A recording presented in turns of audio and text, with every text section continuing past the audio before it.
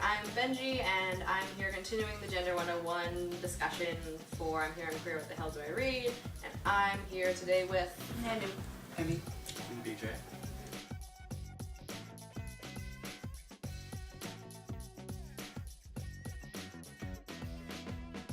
And so I know all of us have probably come across situations either in queer oblivious split spaces or in gay, lesbian, bi spaces where we've sort of had challenge, are you queer enough? Are you trans enough? Do you fit in? And was wondering if anyone had examples of things that you've been frustrated about or ways that you've confronted that. Yeah, all the time for me, because I physically portray myself to match. My outward representation of me is very masculine and sex male, so people are always like, oh no, you're not. How can you, want to be a girl or be like a girl, or any number of ex-girl type comments, because you have a beard and you work out and have muscles. So yeah, I get that all the time. They often want to say, no, you're just gay, you're not trans.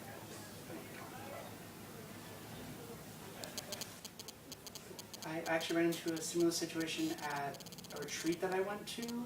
It was put on by an LGBT center around the Irvine area, and I was talking to the organizer afterwards, and he said, because there was an application process, so that just random people didn't show up, and he said that literally the number one concern that people had was that they weren't trans enough, or they weren't this enough, or they weren't that enough, and it really struck me that people still feel this way, even though we're building more communities and we're more out there, and I've always tried to be the person to say oh, you can be whoever you want, and you can be X and Y and Z, you can have your own identity, you don't have to worry about being trans enough, or male enough, or female enough, you are what you are, and that's it, and you don't have to worry about pleasing some strange stereotype of what it means to be something, X or Y or Z, so it can be very tough, but I think we're moving forward.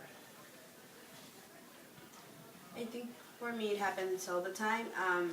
Just figuring out the communities that I'm part of, people questioning, one, what's genderqueer?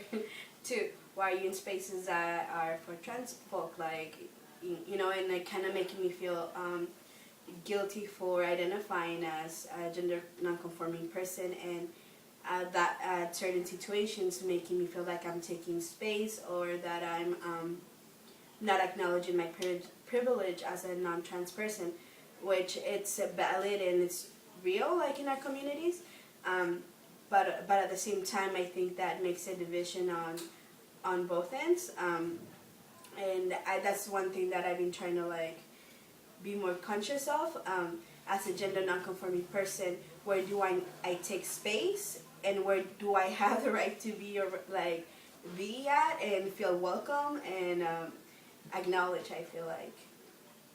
Yeah, that's sort of what you were saying about why are you here? Why are you taking up space in a trans space? Yeah. And that can be really tough.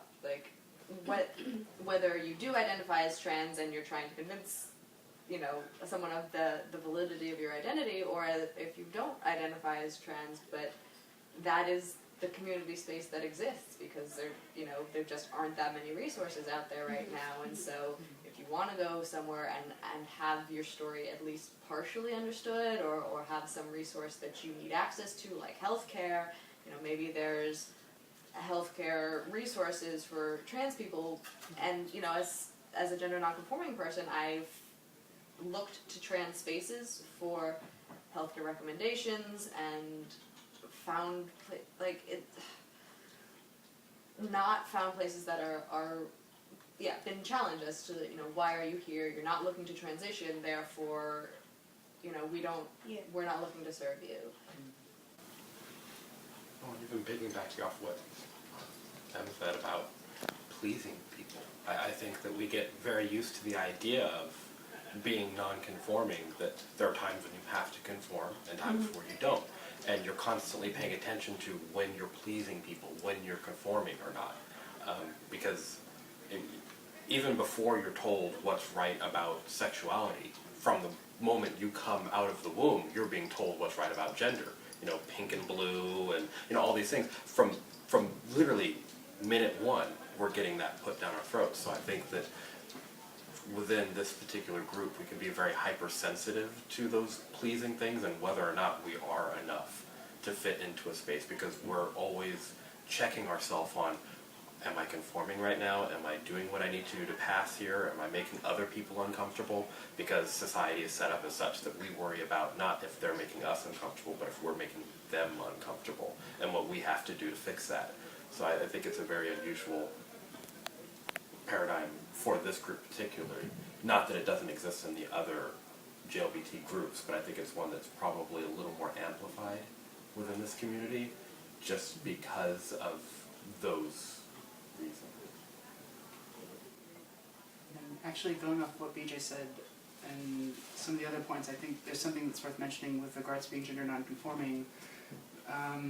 So in certain cases, if you're gender non-conforming like I am, and you go to, say, a clinic, or you go, like, I'm lucky and I consider myself very blessed to have health insurance, but I feel like if I went to my doctor and said, well, I'm gender non-conforming, but I still want to do certain things and I still need access to certain procedures, I feel like if I hadn't presented in a certain way, or if I hadn't behaved in a certain way, that they would not, like, respect what I want to do and, like, give me access to the treatment that I really need access to. And so that can be another very sort of difficult space to navigate. Like if you're dealing with a therapist, or you're dealing with a medical professional, or you just need somebody to, like, fill out a form at you for the DMV. Like one instance that in particular that comes to mind is the name change form for the DMV, or the gender marker change. It says, like, how does this person act? Like, you can check male or female, and there's no other option. And what is their disposition, like male or female, no other option. And so there's certainly a fair amount of, non-binary phobia that exists in the world that needs to be addressed, not just in cis spaces, but also even in trans spaces and within the queer community. So it can be very difficult as well. Yeah, no, and there's, binaries between male and female, and then also I really like to fill out surveys whenever I see stuff that I think that my voice might be useful for, and there's one that was targeted towards trans primarily, but they had some language to include gender non-conforming people. I was like, oh great, this will be great. And I got, 15 minutes into it, and they finally had, the very last couple pages, how do you identify, and they had lots of boxes. They didn't have enough fill-ins, but there was a space for transgender status, and you could check trans or cis, and I was like, no, this is a big problem. Like, I am not either, and so there's binaries there too that I feel like are really problematic between people saying you can either be trans or be cis, and people defining cis as non-trans, and as someone who is neither, again, not trans enough, not cis enough to really be recognized. Hate surveys. They always ask sex and put gender terms. Drives me insane. Yeah. And you don't want to know whether I'm male or female. You want to know whether I'm a man or woman. You want to know what's between my legs. That's what you're asking about. And I hate having to put the wrong answer to give them the right information. Okay, sorry. But still, and then all sorts of problems when it comes to drawing distinct lines between gender and sex, because for a lot of folks, it's not quite so cut and dry. Like, I love Buck Angel's terminology of, what do you say, like a man's pussy is how he describes himself. Porn star, Buck Angel, awesome trans activist. But yeah, like being able to claim, as you said, what's between your legs as whatever it means to that specific person, and to say, oh, well, the medical professional looks at what's between your legs as an infant and says, oh, well, this looks like a penis to me, and therefore I'm going to assign you a certain sex, is obviously really problematic. Anyone else's rant? Soapbox.